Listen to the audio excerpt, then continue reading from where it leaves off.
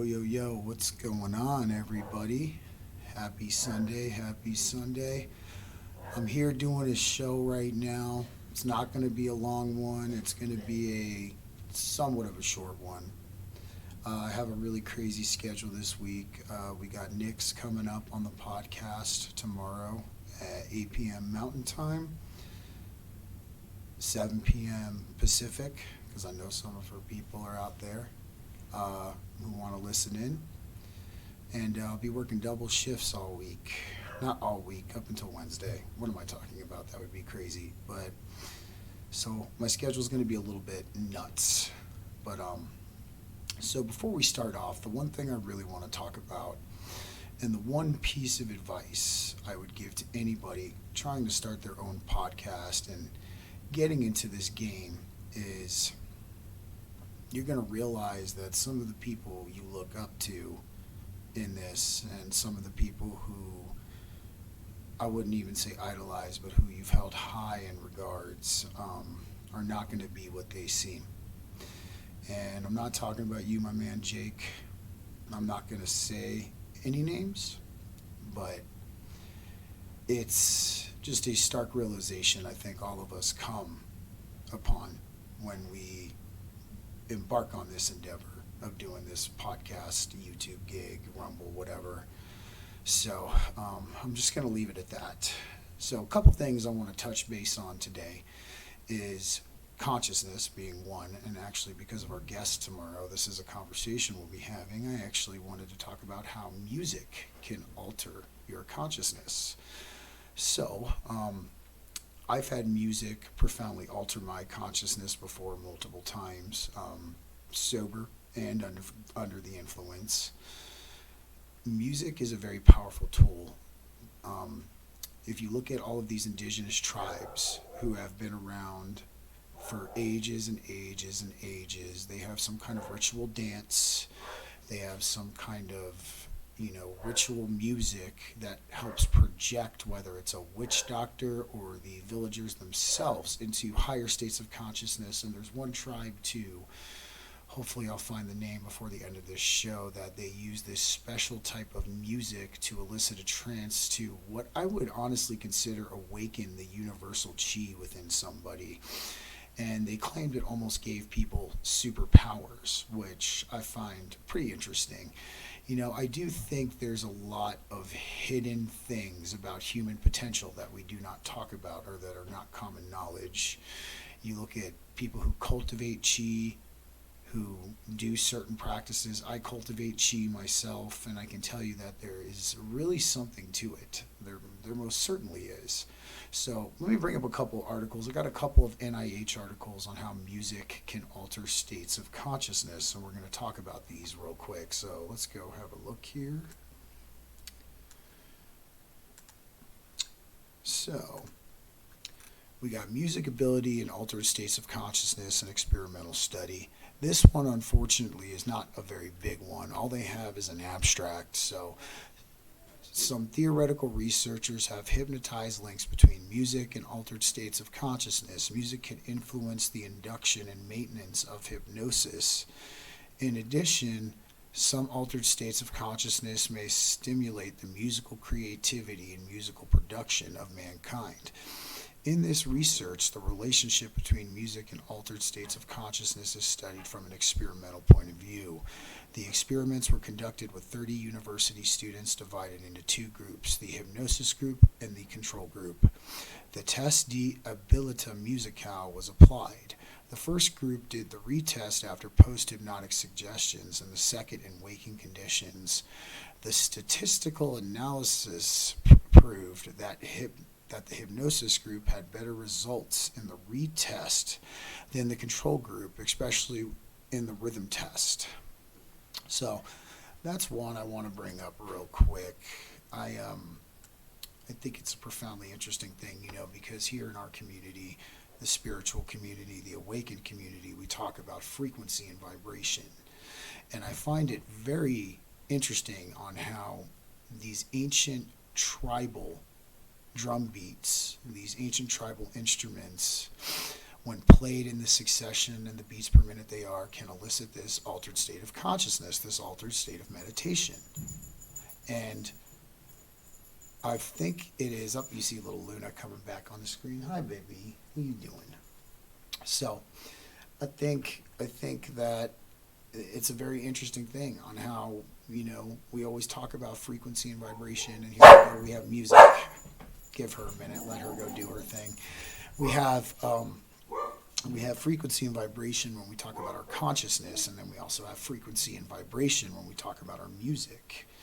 And I know you guys have heard me bring up cymatics before, the visual music that is produced. Now, I'd be really interested to see some of the cymoglyphs of this tribal music and this music these indigenous cultures did to elicit these altered states of consciousness. So let's take a look at another article real quick about this. So we got effects of a hypnotically altered state of consciousness on intensification of semantic processing. Again, just abstracts. And to me, because of this, it seems like they don't go real deep into this for whatever reason. In a study of the linguistic processes involved in hypnosis, 22 volunteer medical students performed semantic and phonologic fluency tasks and then associative priming tests with 2 delay lengths in waking, alert, and hypnotic conditions as well. The participants performed better during semantic, phonological fluency tests in alert and also in hypnotic states, and this difference was significantly greater in hypnosis. The increased semantic performance in hypnosis was accompanied by a decrease of the rule offending errors. Interesting. Significant semantic priming effects were detected in both states of consciousness in direct and indirect relations as well as in the automatic intralexical level, and also when the extralexical control processes were activated. Overall, the results appear to show that hypnotically altered states of consciousness produce significantly better performance in semantic information processing than can be elicited in alert waking conditions. So, I think that's a pretty good thing we all need to look at. So, I'll try and break it down for y'all a little bit because I understand some of the intense language they're using here. So, basically, when you're in an altered state of consciousness, a hypnosis state, a meditative state, you're going to do better at your tasks. People have talked about the flow state before, and I myself have learned how to tap into the flow state at will and sometimes on accident. But I think this is a great study for what it's worth to show that these altered states of consciousness actually enhance performance. And this is a really cool thing. And this will actually be included in my consciousness documentary as I start to get to work on it a little bit more. So while we're thinking about that, I'm going to bring up a video real quick on this tribal drum beat music that causes them to go into this such supreme altered state of consciousness that it almost makes them feel superhuman. So let's go ahead and take a look here.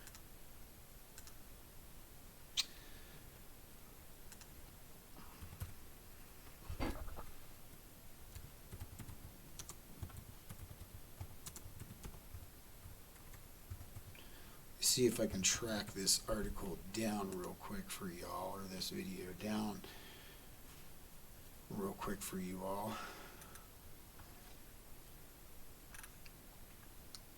Well, basically what we're looking at here is a lot of isochronic tones for that. But here we go. We have a little bit of a video. Maybe we can take a look at this real quick and I can do some commentary. Let's see here. And then you got David Icke here. Let's try adding this here.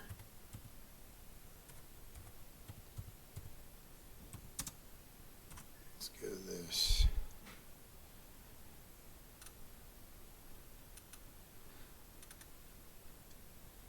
So as you can see, we have a lot of music that is healing music in these different frequencies here. So I don't know if you guys have heard of 432 hertz cycles, 432 cycles per second. It is a cleaner frequency to play music at. I actually have my guitar over here tuned to 432 hertz A. Sorry about the dogs, you guys. So basically what I'm getting at here is music for millennia has had a profound effect on consciousness. And I think that is a very important thing we need to look at. Maybe music is a way to achieve altered states of consciousness without the use of exogenous chemicals. I know that is a preferred route for some people because it's quick and easy, but I think, there they go. And I think most certainly, they always got to be barking at something. I think most certainly that it takes a little bit more work to get to that same state when you're using music, but I think that work is worth it because you're achieving these states that psychedelics can bring to you, and you're achieving these states that these compounds bring to you naturally. And I think that's ultimately the be-all, ends-all. We don't always want to just resort on a drug or a plant to bring us to higher states of consciousness. We want to be able to do it on our own. And I think that is something we've lost along the way. And I think some of us even use the plant medicines as a crutch for higher states of consciousness. I know I did at a time. Now I know that they have their place. And of course, here we go. Always the computer jacking up. But that's my 2 cents. So, something I want to talk about, I've noticed also, is we have a huge distraction in front of us right now. I know a lot of you on my feed have been talking about the Tyree Johnson incident. I find it really, really interesting that after we find out the Pfizer CEO was guilty of gain-of-function research and was basically using the thing you take for the virus as a means of manipulating it and making it mutate. So they're constantly coming out with new things that you have to take for the virus. This became public knowledge. It's been kind of out everywhere. So I believe the Tyree Johnson incident is a distraction, most certainly. And let's even just take a look at a couple of things here real quick.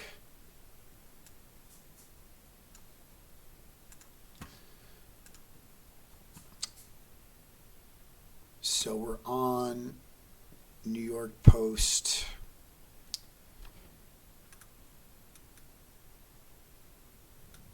You know what I even find really funny about this? So Tyree Nichols.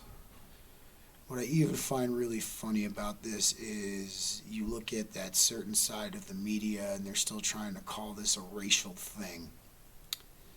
And from what I saw, all of the police officers who did this were of African American descent.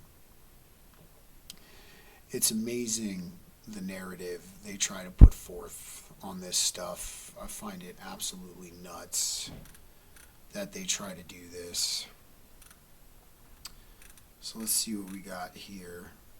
As soon as, New York Post is not very reliable on loading with my computer. So, but here we go.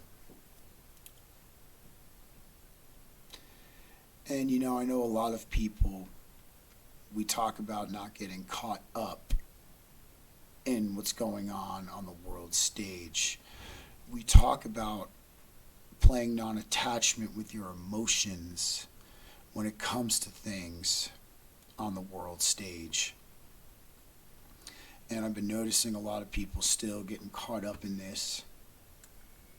And it's really, it's upsetting in that aspect to me, because if you're being observant and you're looking at what's going on here, that you can see this is a distraction, most certainly. Let's give that a second to load here. And let's talk about this for a second. Every time something big starts to come out that could potentially throw away their narrative, haven't you guys noticed that there's always something that comes and sweeps it under the rug? They've been doing this for years at this point. And I understand that there's a lot of heartfelt people out there who are upset and saw this situation, and I watched the video myself, but things just don't seem to add up with this, and this is why I believe it's a distraction. So if you look at the video that they posted of the beating on the poll camera, right, they just happened to be right in front of that camera, which is very strange, because the police poll cameras are set up in certain areas of high crime. They even have them over here where I'm at, in certain areas of Wheat Ridge and certain areas of Lakewood, but they're usually only in front of stores where people steal and things like that, or there's a lot of homeless activity, vice versa. But the fact that they were in a neighborhood and this camera just so happened to be there, I find a little bit weird. And we also, on top of that too, just the brutality of the whole thing, I find a little bit weird. And I find how it just so happened to just happen right after we get that video leak from the Pfizer CEO. And yeah, distraction. So let's take a look at this. Let's take a look at this article here real fast.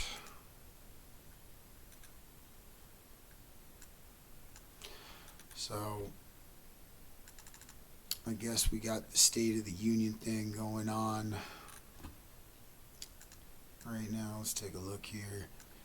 Family says Nichols, the dad of a 4-year-old boy, was driving home from taking photos of the sunset at a local park the evening of January 7th when he was stopped by Memphis cops who claimed he was under the influence.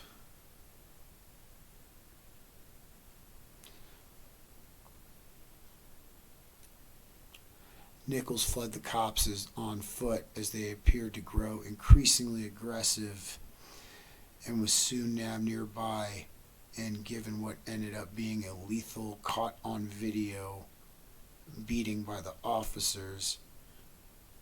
His family says Memphis's police chief has said there is no evidence Nichols was doing anything wrong when he was stopped. Like I said, bro, they're trying to call this a racial thing, but look, these are the cops that beat him up.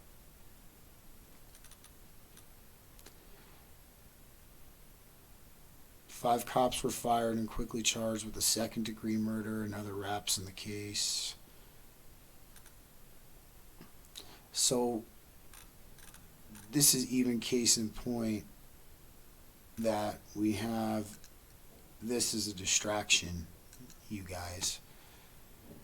So that's one thing I would just tell you all to be more observant on, is that you're going to see things like this occur when there's things that are happening that are going to blow the rug out, that are going to blow their cover.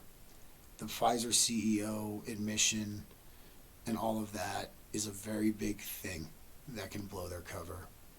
the Kennedy assassination video that's going around right now too, is another thing that can blow their cover, because you're looking at the biggest lie that was ever told for many years. So I'm going to wrap this one up today on that, you guys. This is just a short one. I just wanted to bring up some stuff for the show tomorrow. As you can see, I got little Luna over here. She wants to come up in the camera. Yes, yes, yes. So I'll see you guys tomorrow night for my guest.